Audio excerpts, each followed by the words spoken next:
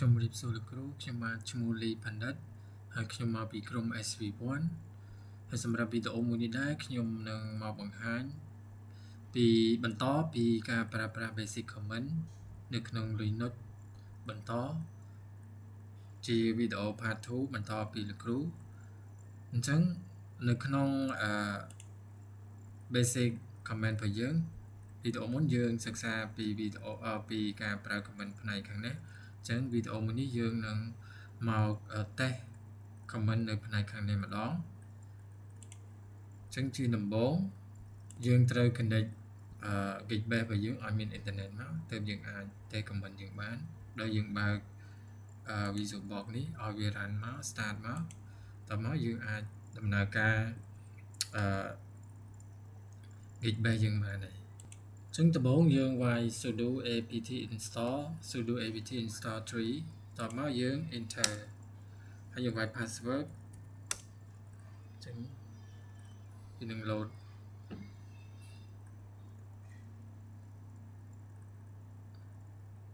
តមកយើង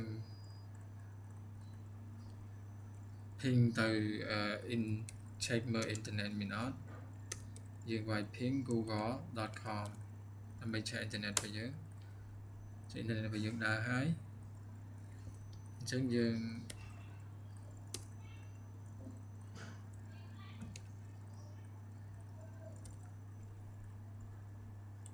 បន្ទាប់ពីយើងឆែកមានអ៊ីនធឺណិតហើយយើងត្រូវ update sudo apt update sudo apt install 3 enter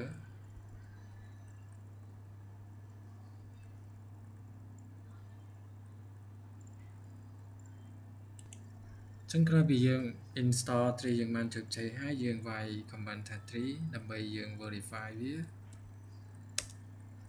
ចឹងជាលក្ខណៈបែបនេះយើងហៅថា3ហើយបន្ទាប់មកយើងទៅចាប់ផ្ដើមធ្វើលើ command របស់យើងពាក់ព័ន្ធទៅនឹង mkdir នេះគឺបង្កើត folder ចឹងខ្ញុំសូម clear វាខ្ញុំវាយ mkdir dir ហើយខ្ញុំបង្កើត folder sv1 អក្សរធំមួយហើយនឹង mkdir sv1 អក្សរតូចមួយបន្ទាប់ពីខ្ញុំបង្កើតវាខ្ញុំវាយ ls ដើម្បីឆែកវាអញ្ចឹងវាមានអញ្ចឹងនៅក្នុងការបង្កើត folder របស់យើងមាន2ទី1sv1 អក្សរតូចមួយនិងអក្សរធំមួយបន្ទាប់មកទៀតខ្ញុំចូលទៅក្នុង cd ខ្ញុំចូលទៅក្នុង sp1 អក្សរធំហើយយើងដើម្បីឆែក full path យើងវាយ pwd វានឹងឃើញនេះ full path របស់យើងលើ sp1 អញ្ចឹងបញ្ជាក់ម្ដងទៀតកន្លែង full path របស់យើងចូលលើ home user ph របស់យើងនេះហើយ folder sv1 ហ្នឹងតាមមកខ្ញុំចង់បង្កើត folder បន្ថែមទៀត mkdir ខ្ញុំបង្កើត student 1 student 2 និង student 3តមកយើង ls មកយើងនឹងឃើញមាន3នៅក្នុង folder sp1 អញ្ចឹងបើយើងចង់លុប folder ណាមួយយើងវាយ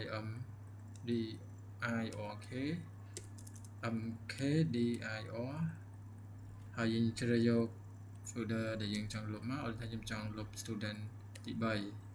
ចឹងខ្ញុំវាយ student ទី3ហើយ enter អធិស្ឋានខ្ញុំត្រូវដើម្បីលុបវាខ្ញុំវាយ command or mdir ហើយយើងវាយ student លេខ3អញ្ចឹងវានឹង remove យើងអត់អីមកយើងនឹងឃើញតែ2ទេអញ្ចឹងអធិស្ឋានមិញដោយសារខ្ញុំវាយខុស តិចទៅធ្វើឲ្យវាខុស comment អញ្ចឹងមិញនេះយើងបង្កើតfolder 3នៅក្នុង SV1 អក្សរធំនេះអញ្ចឹងយើងឃើញ student ទី1 student ទី2បន្ទាប់មកយើងOM នេះគឺយើងលុបstudent folder student ទី3ចោលអញ្ចឹងយើង ls មកយើងនឹងឃើញមានតែ folder 2ទេអញ្ចឹងសូមបញ្ជាក់ OMD នេះ comment OMD នេះវាលុបបានសម្រាប់តែ folder ដែលมันមាន file នៅក្នុងនោះឬក៏ថា folder ដែលតទេតែយើងអាចលុបវាបានហើយមានតែមួយអញ្ចឹងបើសិនជាវាមានទិន្នន័យគឺយើងលុបវាបានទេcomment មួយនោះមួយទៀតបើសិនជាយើងចង់បង្កើត folder ដែលវាសរុបយើងមិនចាំបង្កើតតែម្ដងមួយយើងវាយ mk deal ហើយយើងវាយអូថាខ្ញុំចង់បង្កើតឈ្មោះ teacher ហើយខ្ញុំចង់បង្កើត folder នឹងឲ្យបាន10យើងវាយគ្នានេះហើយយើងយកពី1ចុចរហូតដល់10ហើយយើង enter មកហើយយើង ls ដើម្បីឆែកវាអញ្ចឹងយើងបានstudent តមក teacher load ទៅដល់10អញ្ចឹងលក្ខណៈបង្កើត folder បែបហ្នឹងយើងបង្កើតជា folder ជា list ឬក៏ជា rank ហើយវាយើងចង់លុបយើងប្រើ comment OMD ហ្នឹងមកយើងឆេញកន្លែងនេះនេះណា OM ដែល comment សម្រាប់លុបហើយយើងវាយ comment មិនដែរមក teacher ហើយយើងដាក់ក្នុងតង្គៀប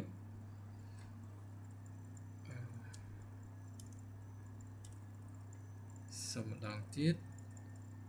OM deal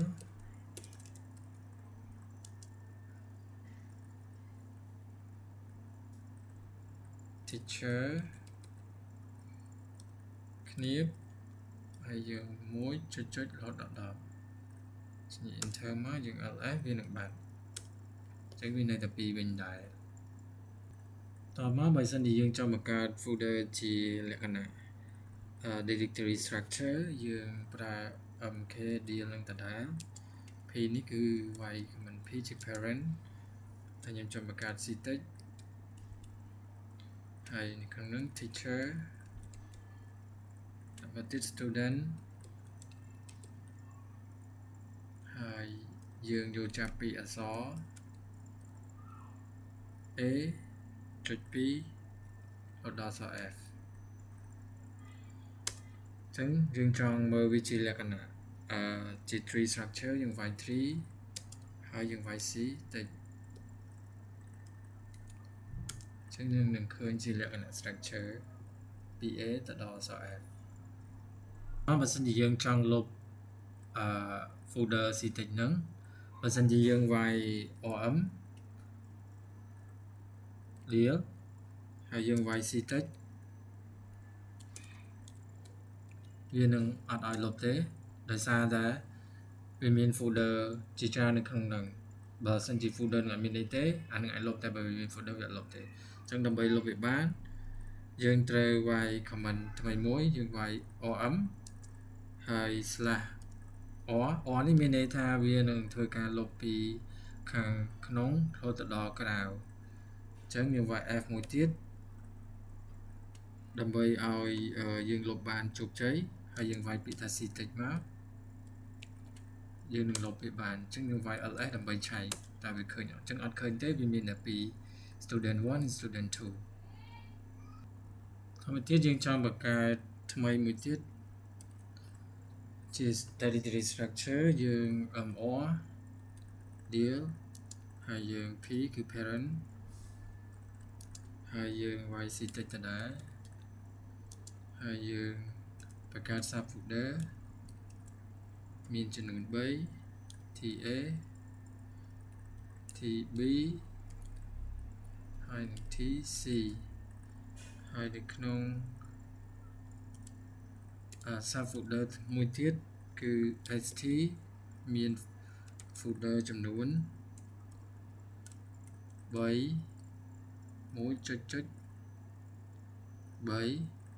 ហើយមាន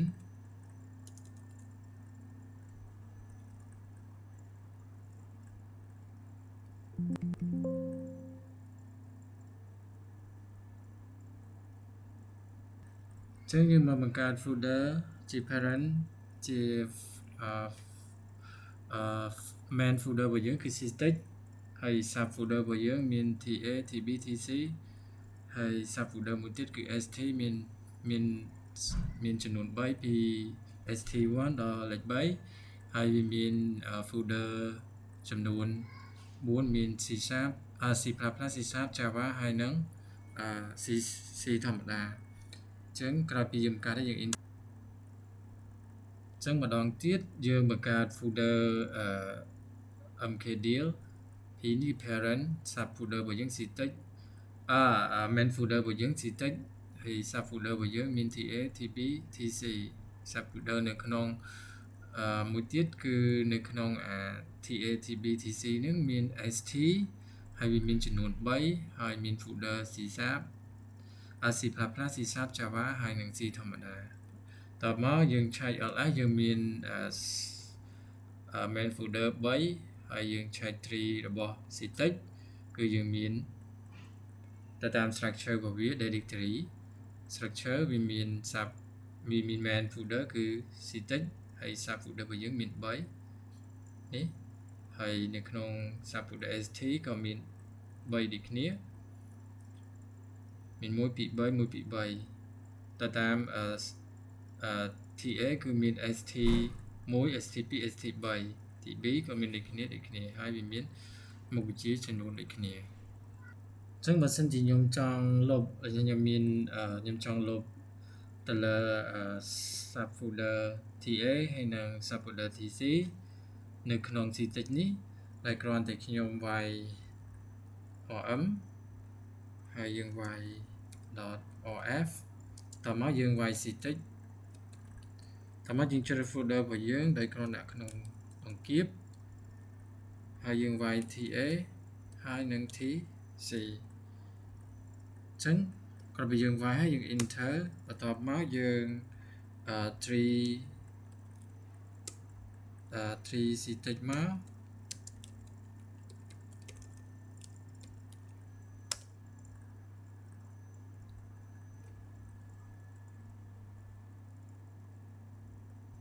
ជាស្រ័យដោយសារមិញខ្ញុំវាយអក្សរធំ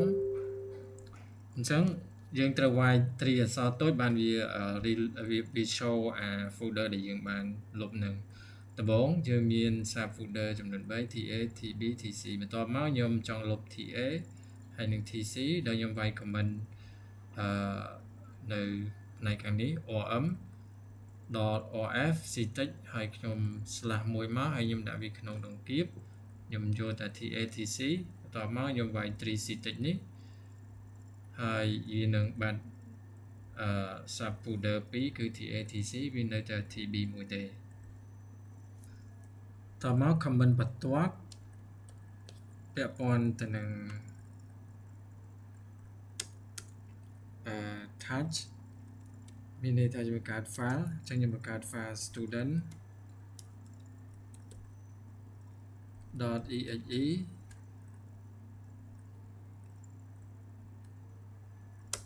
enter មកបន្តខ្ញុំ ls អញ្ចឹងយើងនៅបានfile ថ្មីមួយគឺ student exe ឃើញវាពណ៌ខុសគ្នាអានេះគឺជា file អានេះគឺជា sub ជា main folder តមកខ្ញុំបង្កើត file មួយទៀតដែលមានឈ្មោះថា C# PDF ខ្ញុំ enter មក ls អញ្ចឹងកន្លែងនេះបញ្ជាក់ធម្មតានៅក្នុង Windows អាចុច exe នេះជា extension ប៉ុន្តែនៅក្នុងហើយនឹង PDF នេះជា extension ប៉ុន្តែនៅក្នុង Linux វាអត់យកទៅនឹងជា extension ទេវាគឺជាឈ្មោះ folder ពេញដែលមានឈ្មោះថា student.exe ហើយអានេះ c#.pdf វាគឺជាឈ្មោះវាមិនមែនជា extension ទេអញ្ចឹងវាខុសគ្នាពី Windows បែបអញ្ចឹងតោះមកខ្ញុំចង់បង្កើត file ហ្នឹងនៅក្នុងCTEX របស់យើងដែលវាជា file អញ្ចឹងយើងវាយ touch ហើយយើងវាយ CTEX ដើម្បីបង្កើតវាជារួមយើងវាយ slash ហើយយើងដាក់គៀបតមកយើងដាក់ csap.cs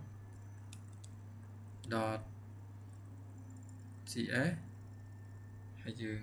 clear តិចមកយើងវាយ js ចុចចាតមកយើងវាយ in.php ហើយយើងវាយ no.js ហើយមួយទៀតយើងវាយ text.txt បន្ទាប់មកយើង enter វាទៅយើងនឹងបាន file វាបាន file ចំនួន5មាន C# JS in no ហើយនឹង text នៅក្នុង CTEX របស់យើងអញ្ចឹងយើង enter មកបន្ទាប់មកយើងវាយ tree ហើយយើងវាយ CTEX យើងនឹងឃើញ directory ជា structure នៅក្នុង CTEX មាន file ចំនួន5អញ្ចឹងនៅខាងនេះវាមាន5ខាងលើ4ខាងក្រោម1អញ្ចឹងវាមាន5ចឹងទី2នេះវាជា subfolder ទេវាពណ៌ខុសគ្នាឲ្យយើងឃើញមូលហេតុដែលវាអក្សរ T នៅក្រោមដោយសារតែវារៀបតាមតួអក្សរដោយសារអក្សរ C វានៅខាងវាមុនគេអញ្ចឹង C I J N T អញ្ចឹងវារៀបតាមលំដាប់អក្សរអង់គ្លេសអញ្ចឹងបានជាតិចនេះវានៅខាងក្រោមមួយតែនៅក្នុងកិច្ច B របស់យើងនេះ Linux របស់យើងនេះគឺវាផ្ដល់ពណ៌ខុសគ្នាឲ្យយើងដឹងថាអានេះគឺជា folder អានេះជា folder subfolder អានេះគឺជា file យើងធម្មតាអញ្ចឹងវាមានពណ៌អក្សរដែលយើងងាយស្រួលក្នុងការកត់ចំណាំអញ្ចឹងបើសិនជា main folder ឬក៏ subfolder វាមានពណ៌ ខៀវស្វាយទៅតែបើសិនជា file គឺជាពណ៌អក្សរតមកបើសិនជាយើងចង់លុប file ណាមួយនៅក្នុង CTEX នេះដោយយើងគ្រាន់តែវាយ om ហើយយើងដាក់ .f ដើម្បីយើងលុបវាដោយសារតែវាកំពុងដំណើរការយើងវាយ CTEX ហើយយើងឧទាហរណ៍យើងចង់លុប csap.cs នៅក្នុង CTEX ហ្នឹងបន្ទាប់មកយើង enter ទៅហើយយើង ls CTEX យើងមើលតែក្នុង CTEX ទេអញ្ចឹងនឹងfile csap.cs នេះនឹងបាត់អញ្ចឹងយើងមានតែចំនួន